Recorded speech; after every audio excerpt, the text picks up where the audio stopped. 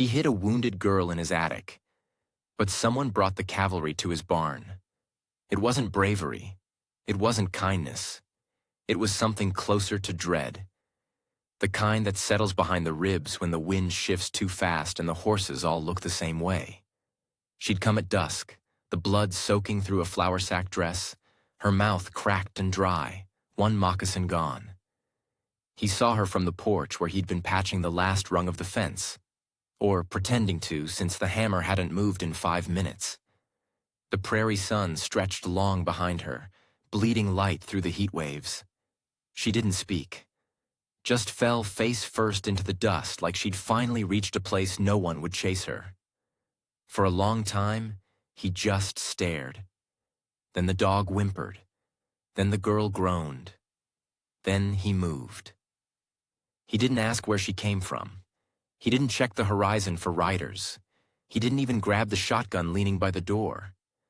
What he did was lift her, like a sack of wheat soaked through, and carry her through the side entrance so the neighbors, what few he had, wouldn't see. The attic ladder groaned like it hadn't been touched in years. That was true. He hadn't been up there since his sister's boy died of yellow cough and they boxed up his books, his drawings, the blanket he wouldn't sleep without. It still smelled of mice and dry wood and too many memories. He laid her down on the old chest. She stirred once when her shoulder hit the corner. He thought she'd wake, ask something, cry. But she just curled like a pup with a broken leg and went silent again. Her breath was shallow. There was blood on the boards. There were questions he didn't want to ask, and one he already knew the answer to. This girl was Comanche. He sat downstairs at the kitchen table long after the fire died. The lamp smoked too much. His coffee had gone cold, untouched. Outside, the wind picked up across the dry grass, carrying the smell of sage and cow dung and something else, something metallic. He ran his hands through his hair, calloused fingers catching the scar by his temple. A scar he got from a Comanche spear, back when he rode scout for the 2nd Texas. That had been 10 years ago. 10 years, and he'd still wake in a sweat if the wind hit right and the coyotes sang long enough. He should turn her in. To whom? He didn't know anymore. The army fort was gone. Burned out 2 winters ago when the fever took half the garrison. The sheriff? Useless. More drunk than deputy these days. Besides, what would he say? She showed up half dead and I figured I'd stash her in my attic like a bag of sin? He leaned back. The chair creaked. The wind outside whispered through the cracks in the frame. And upstairs, she moaned in her sleep. He lit another lamp and climbed the ladder slow. The attic was dark, but not silent. Her eyes were open now, not wild, just watching. He crouched. "I ain't here to hurt you," he said, voice rough with disuse. "Ain't here to ask nothing either. You need rest, that's all." She blinked once. No nod, no word, just a slow return to stillness. He reached for the basin and cloth he'd brought earlier.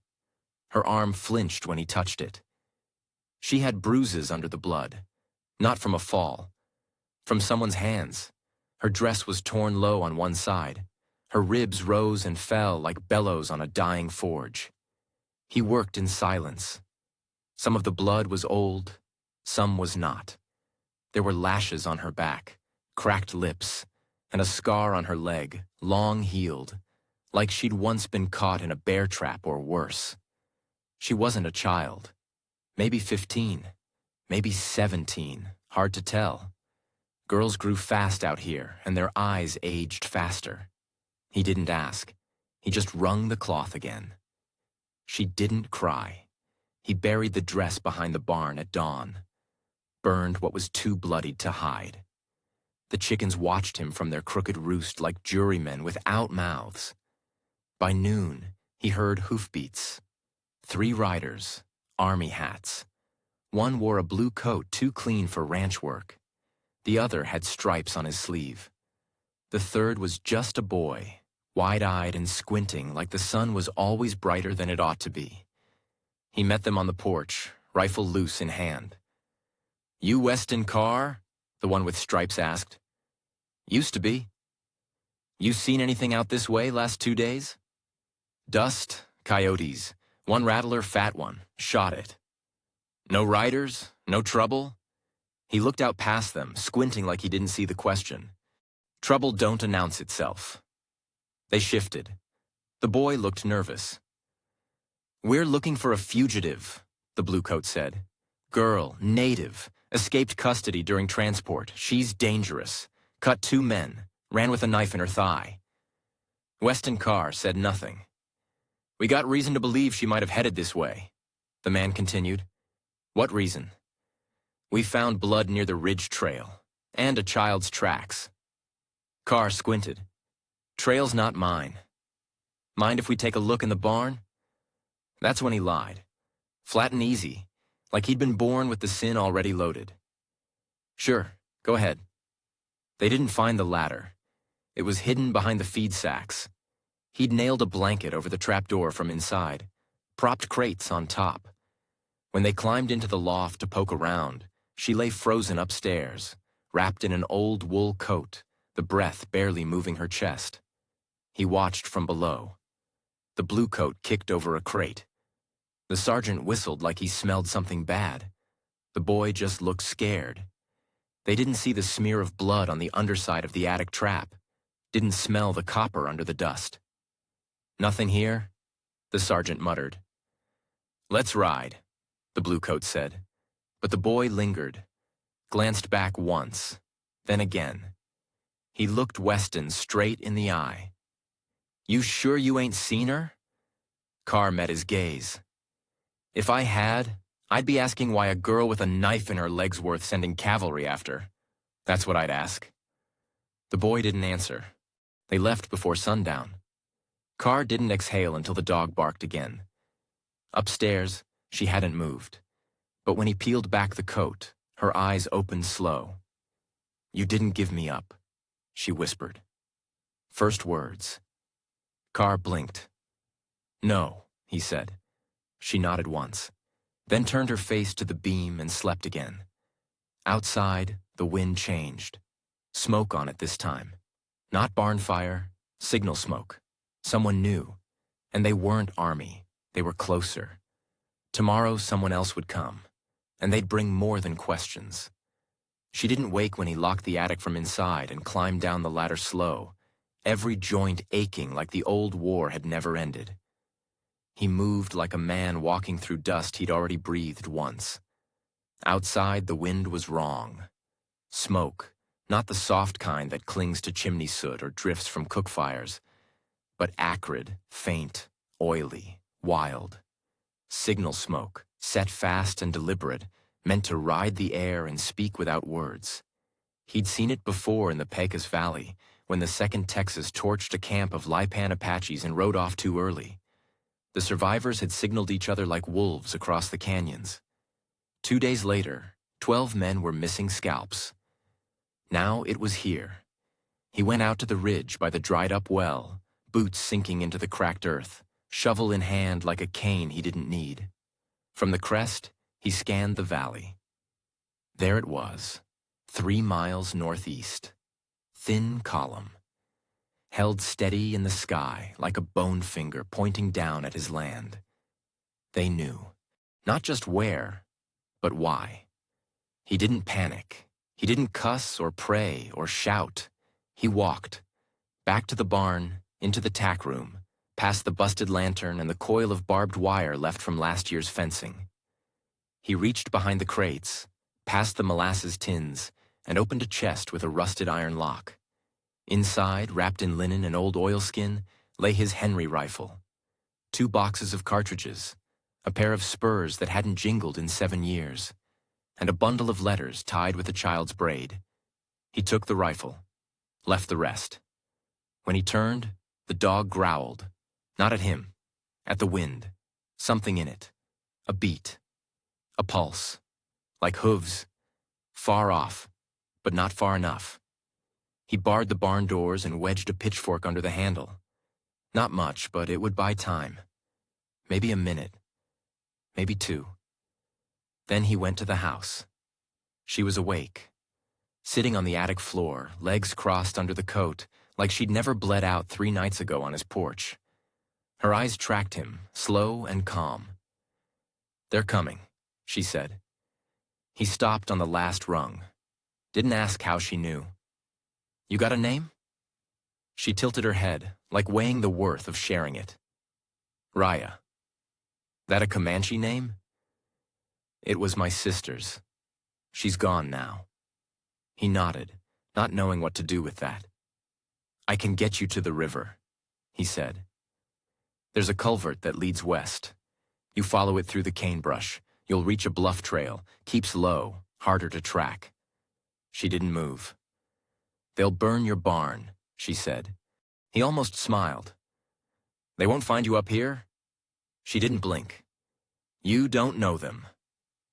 That stopped him cold. No, he didn't. This wasn't cavalry chasing an escapee. This was something else. Personal. Older than uniforms or warrants. "You cut someone important?"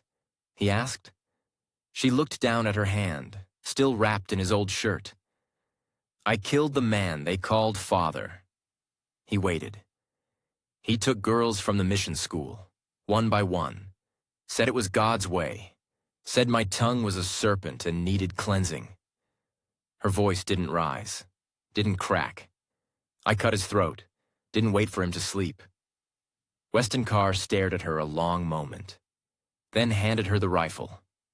They ate in silence. Cold beans, salt pork, a slice of cornbread he'd kept wrapped in a handkerchief since last Sunday. She took little, moved stiffly. "You ever fired one?" he asked, nodding to the Henry.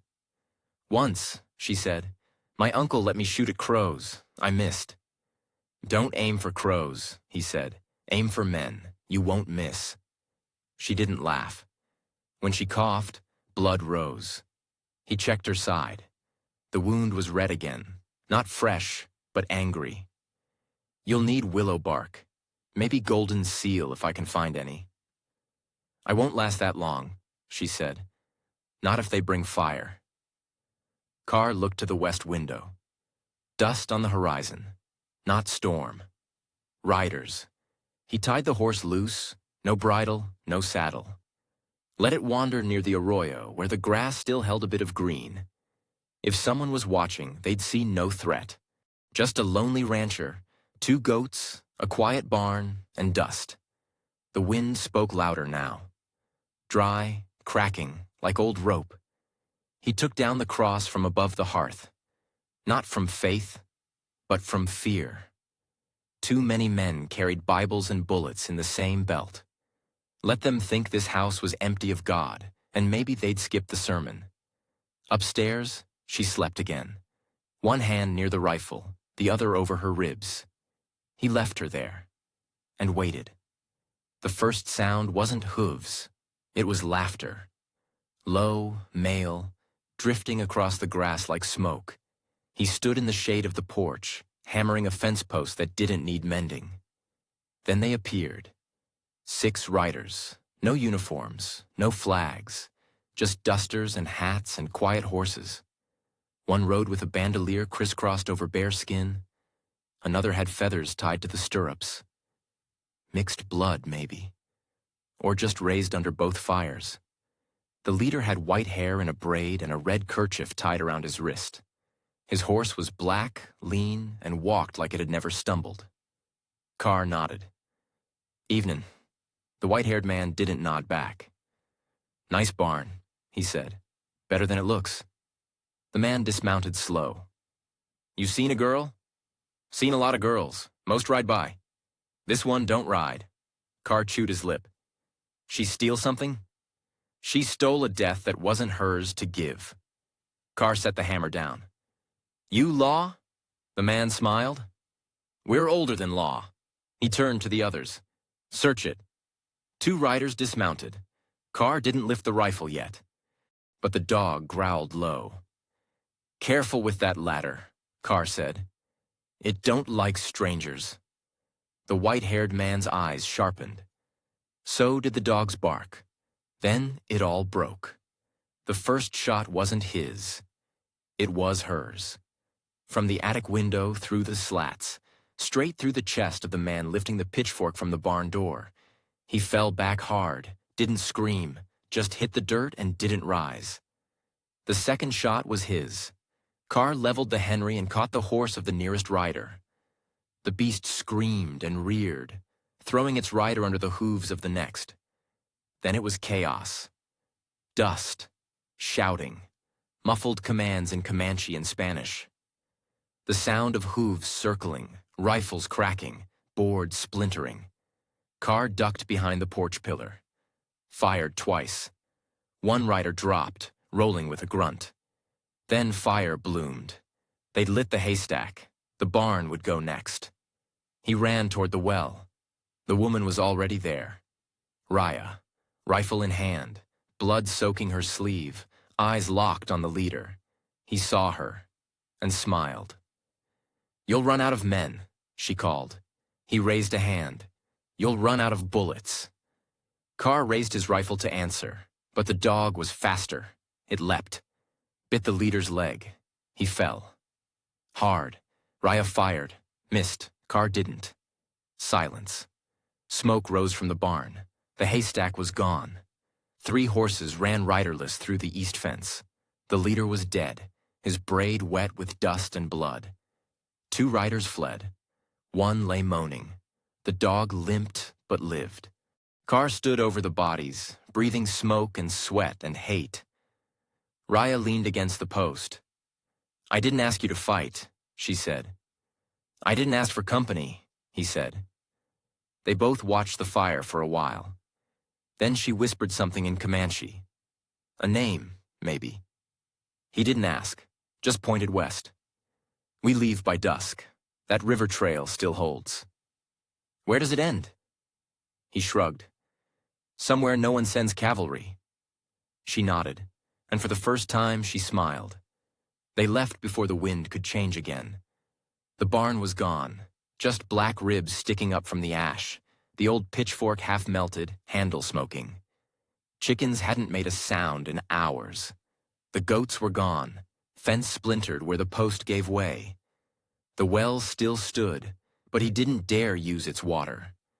Smoke from the hay had sunk deep. It had tasted of soot for a week. He didn't pack much. A tin of salt pork. The skinning knife, a coil of cord. 2 canteens and a roll of willow bark stripped from the trees by the creek last spring. 1 blanket, gray with 2 stitched corners, and his father's saddlebag, which hadn't been opened since the year the fever took his wife. She carried nothing, didn't even look back at the house. She walked stiff, still favoring her side. But she walked. No sound, no questions. He watched her feet as they left the fence line. Bare, scabbed, worn to skin.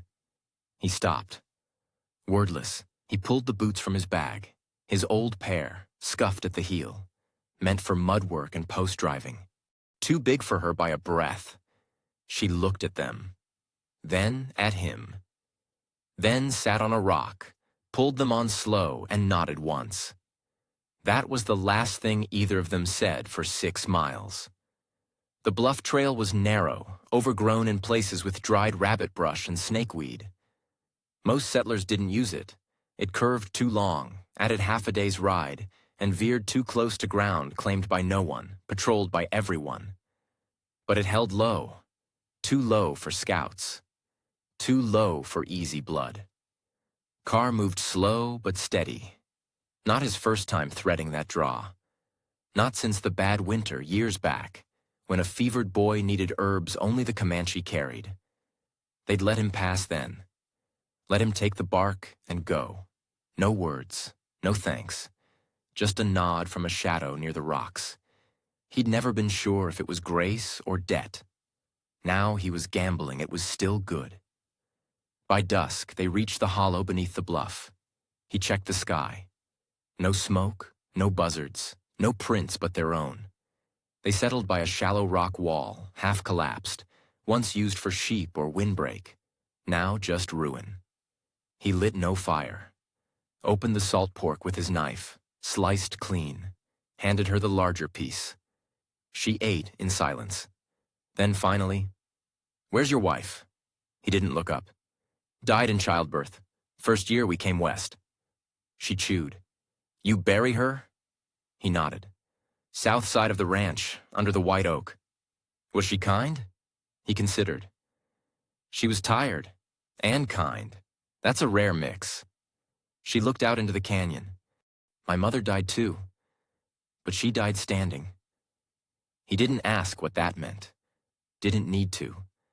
That night, she slept with the rifle on her chest. He watched the ridgeline, listening for hoofbeats. None came. Only the cry of an owl and the rustle of something too light for a man.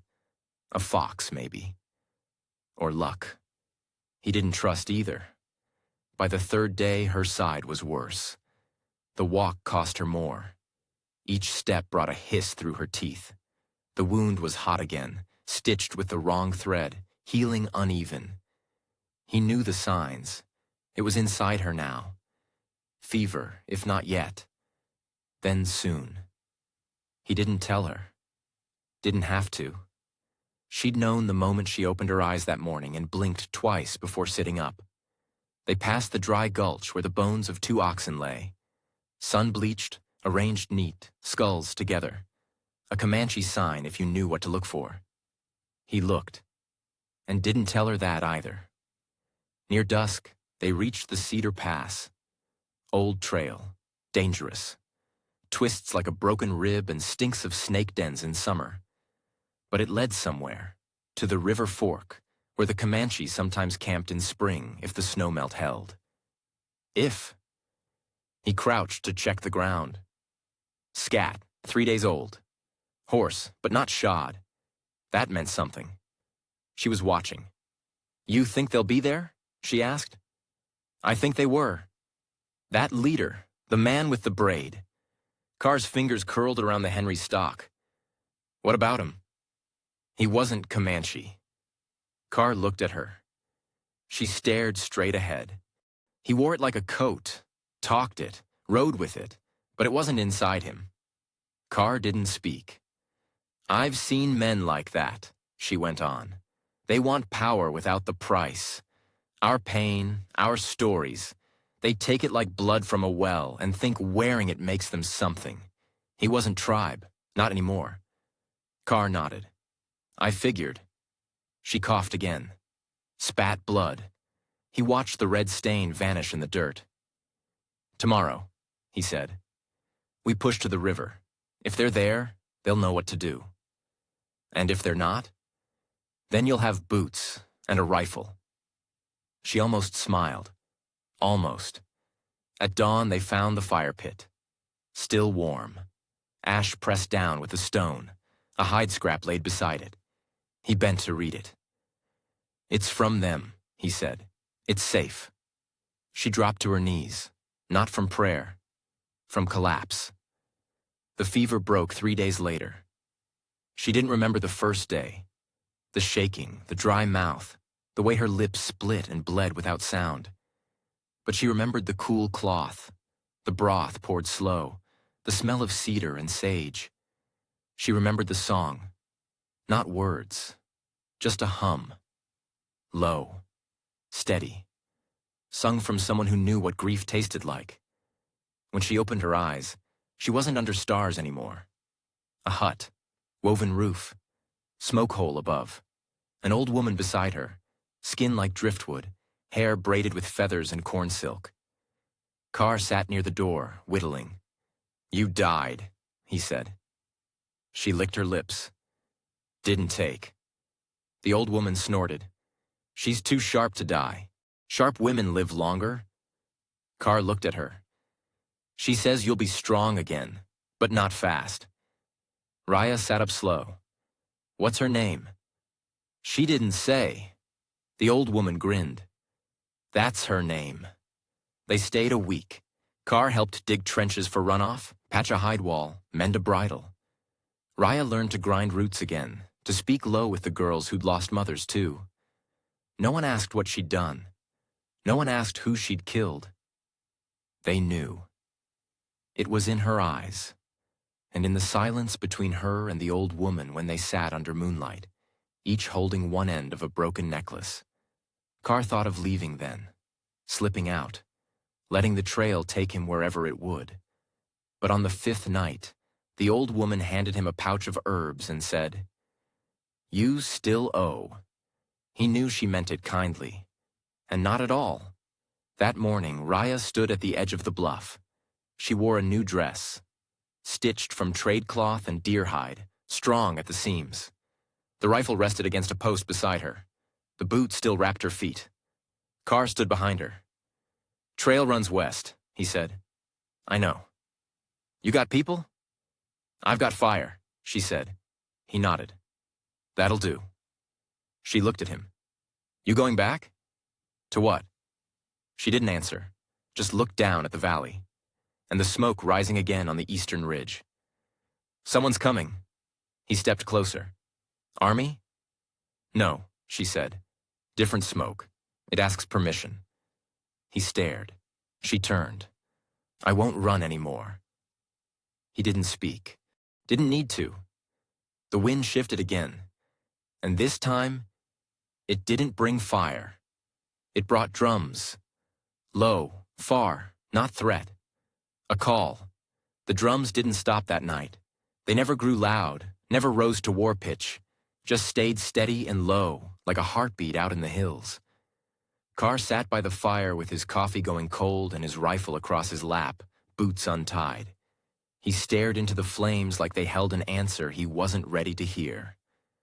The Comanche didn't drum without reason. Not for show, not for fear. If they called, it meant someone was listening. And if someone was listening, it meant the girl wasn't safe yet. She sat across from him, blanket wrapped around her shoulders, her breath still sharp from the fever. Her hair was clean now, tied back tight. A red ribbon bound one wrist, woven from the corner of the dress she'd arrived in, the piece that wasn't burned. She didn't speak either. The fire did. Snap, crack, hiss, pop. Sometimes silence is a kind of pact. And that night, they both agreed to it. The next morning, the drums were gone. But something had arrived. He smelled it before he saw it. A scent like scorched iron, like meat left too long on a hot rock. It rode the air heavy, settled on the cedar branches like mist. When he stepped beyond the bluff, he saw it. Not smoke, not men. Symbols, carved in the dirt. Circles, lines, a broken arrow pointing east, and in the center a handprint. Raya saw it too. She didn't speak, but her hand moved slowly to her side, where the wound was almost healed, but not forgotten. "That's a death sign," she said finally. Carr nodded. "Means someone crossed a line." "Means someone's being watched," she replied. He looked at the broken arrow. "East. Always east," she whispered. "Where the priests came, where the girls vanished." She turned. "We're not done." The camp let them go before sunup.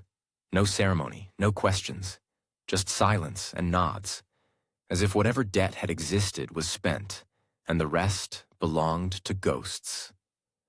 The old woman pressed a bundle into Raya's hands, herbs, dried roots, flint wrapped in leather, then turned away before the girl could thank her. Carr checked the horse's hooves, retied the saddle girth. He'd been gifted a bowline rope and one last cartridge for the Henry. Neither felt comforting. As they crested the ridge, he looked back once.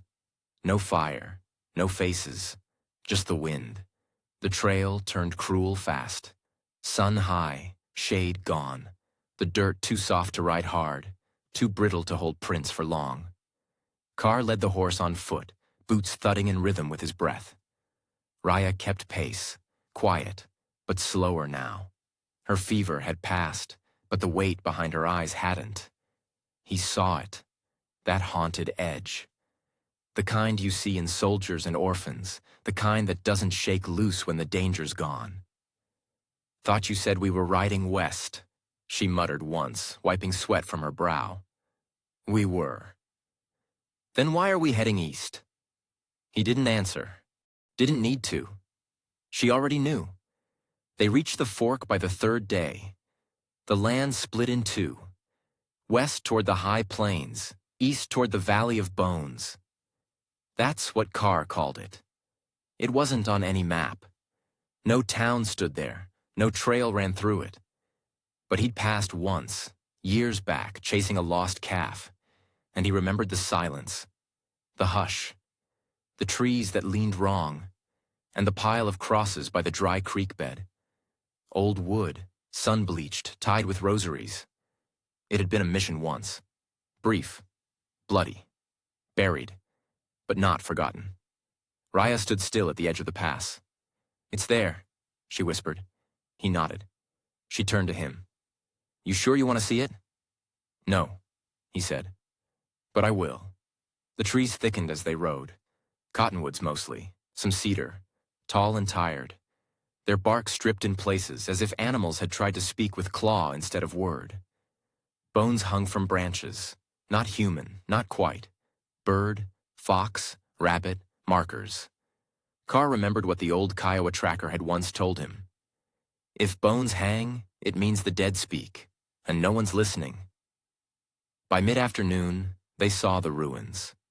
Half a bell tower, a cracked wall, a courtyard overgrown with tall weeds and wind-worn crosses. No one lived there, but someone had come recently. Boot tracks, wagon ruts, burned matches by the well. Carr dismounted slow. You stay with the horse. She shook her head. No. Then stay behind me. She didn't argue.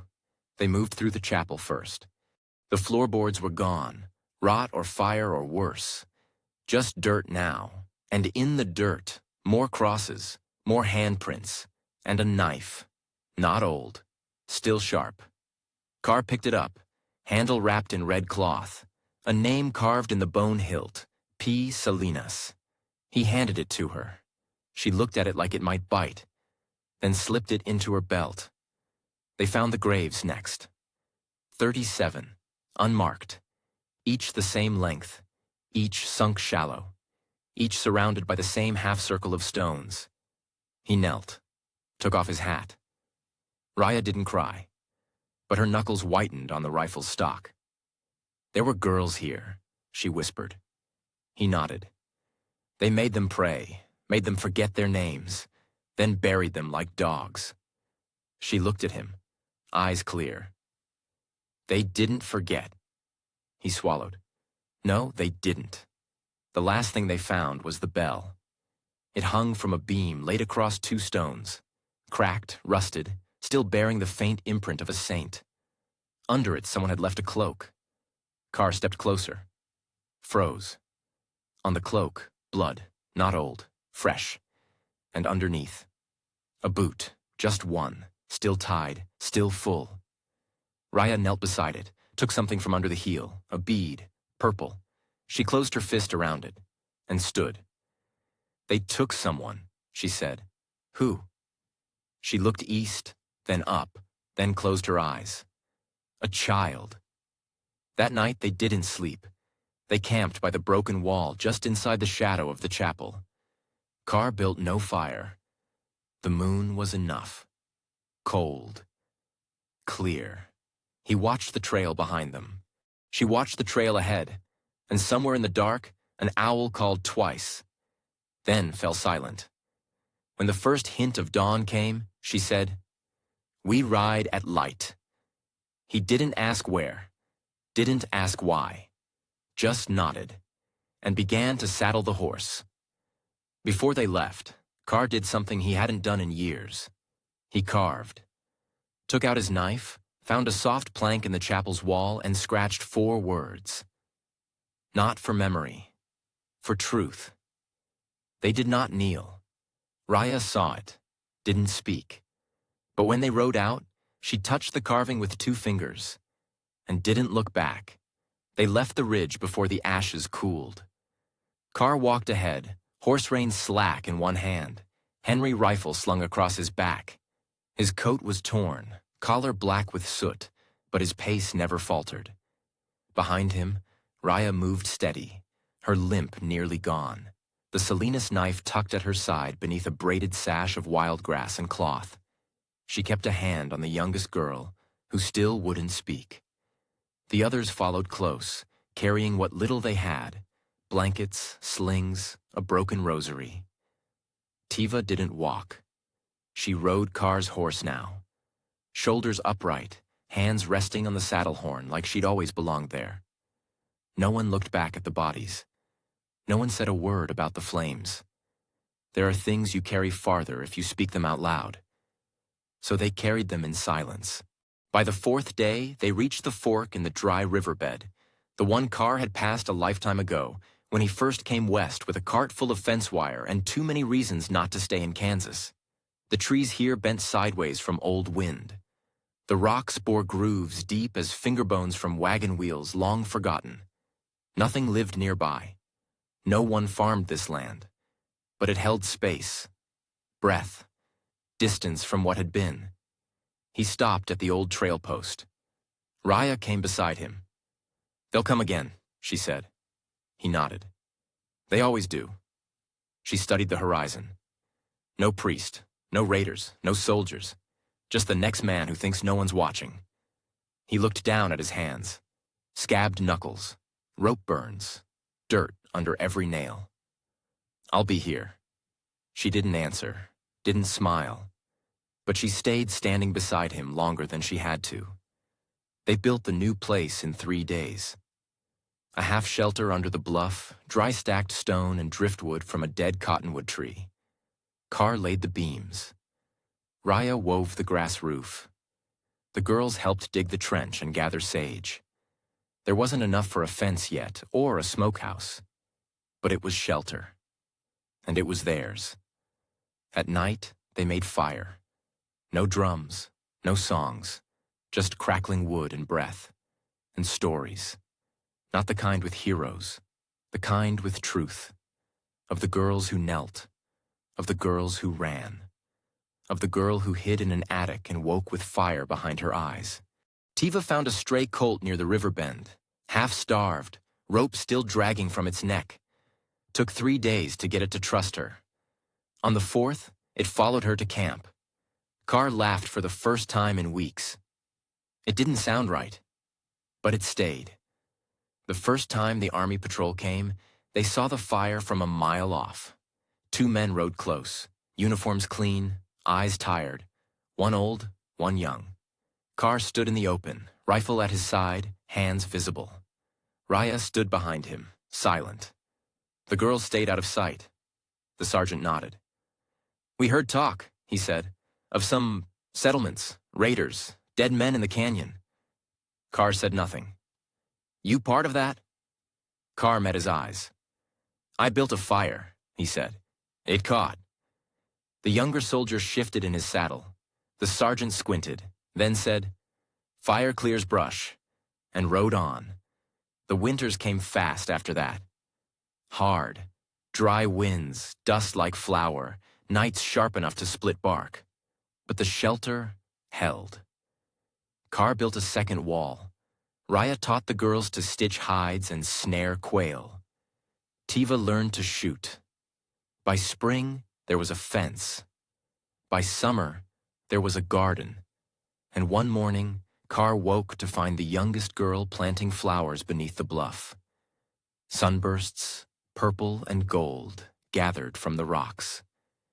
He didn't ask where she'd learned it. He just knelt beside her and dug the next hole. One night, months later, Raya sat on the bluff with Carr beside her, watching the valley. Below, the horse grazed. Tiva slept, and the wind held no fire, just the smell of cedar and dry sage. "You still think it's over?" she asked. Carr shook his head. "No. But we're not running." He looked at her. "No." She exhaled through her nose, slow and long. "You remember what that army man said?" "Fire clears brush," she nodded. He wasn't wrong. The next morning, they rode out before dawn, just the 2 of them. No rifles, no blades, just a bundle, wrapped in linen, Small, inside, beads, bones, ribbon, and a name whispered on a cold wind. They buried it where the white oak grew, near where Carr's wife had been laid. Raya said a word in her tongue. Carr took off his hat. The birds sang something soft from the trees above. And for a moment, the world didn't feel so hard. Weeks passed, then months. Carr stopped counting. There was always something to mend. Fence, roof, a girl's torn coat. The land held no mercy, but it held truth. And it held silence. The good kind. The kind that meant no boots in the dark, no rope tracks near the well, just wind, sky, sweat, and the sound of someone hammering in the distance. One evening, under a red sky, Raya sat by the garden with the Salinas knife in her lap. Carr watched her from the porch. "You still carry it?" he said. She nodded. He waited, then asked, "What does it mean now?" She looked down at the blade, then up at the horizon, and said, "It means I didn't let them bury me. And when the wind changed that night, it carried no fire, just rain. Real rain. The kind that makes flowers bloom where no one planted them. And mud fill the prints of those who rode away long ago.